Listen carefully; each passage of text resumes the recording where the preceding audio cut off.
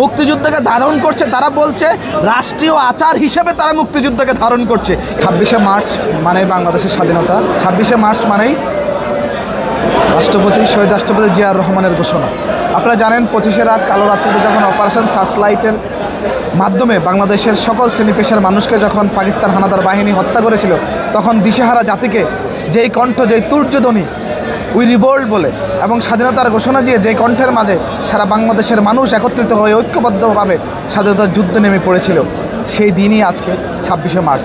আমরা এই দিনে সকল শহীদদের শ্রদ্ধা করে স্মরণ করছি, সকল শহীদদের প্রতি দোয়া প্রার্থনা করছি এবং সেই সাথে সাথে স্মরণ করছি বাংলাদেশের মহান স্বাধীনতার ঘোষক, যে ঘোষণা না দিলে আজকে আমরা স্বাধীন সার্বভৌমত্ব বাংলাদেশ পেতাম না, মহান স্বাধীনতার ঘোষক শহীদ রাষ্ট্রপতি জিয়াউর রহমানকে এবং দেশনেত্রী বেগম খালেদা জিয়াকে।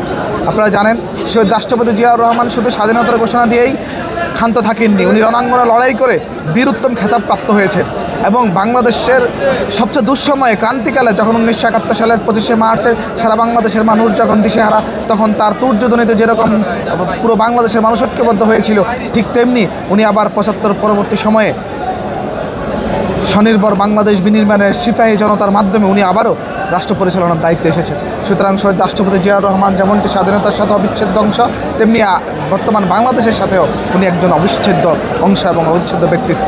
আপনি যে এই প্রশ্নটা করেছেন, আমরা দীর্ঘ 17 বছর এই শহীদ রাষ্ট্রপতি জিয়াউর রহমানের মাজারে এসে ওনার কবর জিয়ারত, ওনার জন্য দোয়া প্রার্থনা করার সুযোগ পেতাম না।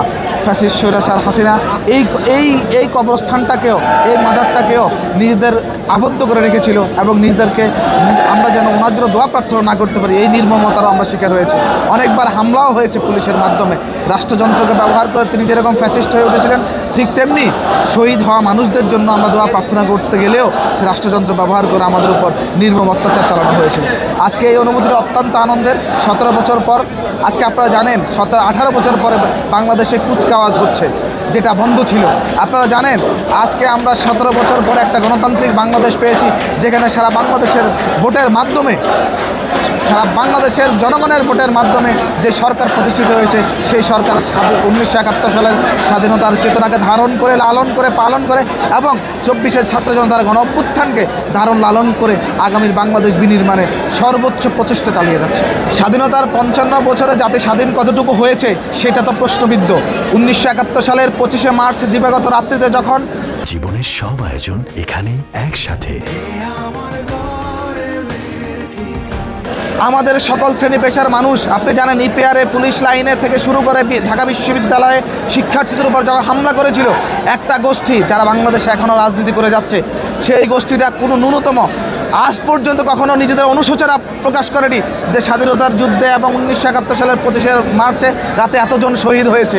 আজ পর্যন্ত তারা কোনো দুঃখ প্রকাশ করেনি।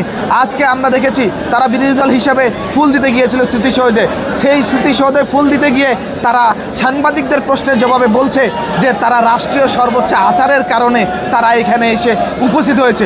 প্রধান বিরোধী দলের প্রধান নেতার কাছ থেকে এই ধরনের বক্তব্য আমাদের স্বাধীনতাকে অবশ্যই ব্যাঘাত ঘটায় এবং এই ধরনের বক্তব্যের কারণে আমরা মনে করি তারা 1971 সালে যেরকম এই বাংলাদেশ চায়নি, ঠিক তেমনি আগামী দিনেও এই সুন্দর সমৃদ্ধ বাংলাদেশ প্রতিষ্ঠিত হোক, সেটা তারা চাচ্ছে না।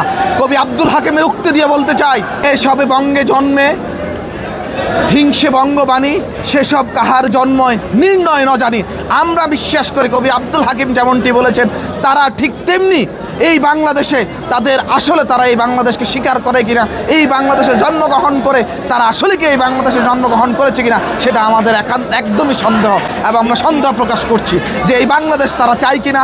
এই বাংলাদেশ যেমনটি 71 চায়নি, ঠিক তেমনি এই বাংলাদেশ তারা এখন হয়তো চাচ্ছে না।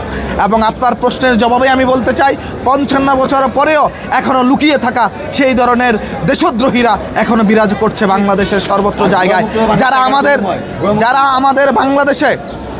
আমাদের বাংলাদেশে আগামী দিনের তরুণ প্রজন্মকে মিসগাইড করে ফেলছে, যারা 71 হচ্ছে স্বাধীন সার্বভৌমত্ব রাষ্ট্রের ঘোষণা এবং সূচনা এবং 24 হচ্ছে গণতান্ত্রিক রাষ্ট্র বিনির্মাণে ফ্যাসিবাদ বিরোধী আন্দোলন, দুটোকে একত্রিত করে এখনও পর্যন্ত তারা চেষ্টা করছে এক জায়গায় 71কে একদিকে নিয়ে সারা জীবনের জন্য বাংলাদেশের তরুণ প্রজন্মের কাছে 71কে মুছে দিতে, ঠিক তেমনি তারা 24কেও নিজেদের করে কুক্ষিগত করার চেষ্টা করে 24কে লালন করতে চাচ্ছে। আমরা জানি, আমরা বলে দিতে চাই 1971 সালকে যারা নিজেদের কুক্ষিগত করে রাখার চেষ্টা করেছিল, যে অপচেষ্টায় ব্যর্থ হয়েছিল, ঠিক তেমনি যদি 24কেও, যেই 24 ছিল যে গণতান্ত্রিক অগ্রযাত্রার বিমূর্ত প্রতীক, যেই 24-এ 2000-এর বেশি শহীদ হয়েছে, সেই 24কে যদি 71-এর মতো কোনো দল আবারও নিজেদের করে নিতে চায়, তাহলে আগামীর বাংলাদেশে তাদেরকে দাঁত ভাঙা জবাব দেওয়া হবে ইনশাআল্লাহ। মুক্তিযুদ্ধকে ধারণ করছে, তারা বলছে রাষ্ট্রীয় আচার হিসেবে তারা মুক্তিযুদ্ধকে ধারণ করছে, এটা ভিতর থেকে আসছে না। এটা তো আমাদের চেতনা, এটা আমাদের লালন করতে হবে, ধারণ করতে হবে, পালন করতে হবে। রাষ্ট্রীয় আচারের কারণেই তারা শহীদদের প্রতি শ্রদ্ধা জানাচ্ছে, 71-এর 16 ডিসেম্বর 26শে মার্চ পালন করছে। এটা তো অত্যন্ত দুঃখজনক, এটা তো লালন করতে হবে, ভিতর থেকে আসতে হবে। ওনারা তো বক্তব্য দিয়েই বলছে যে রাষ্ট্রীয় আচার হিসেবে আমরা এটা পালন করছি, আর কিছু না। সুতরাং এটা শহীদদের অবমাননা করা হচ্ছে না, এটা মুক্তিযুদ্ধের সকল শহীদদের বিরুদ্ধে যাচ্ছে না এই বক্তব্যটা।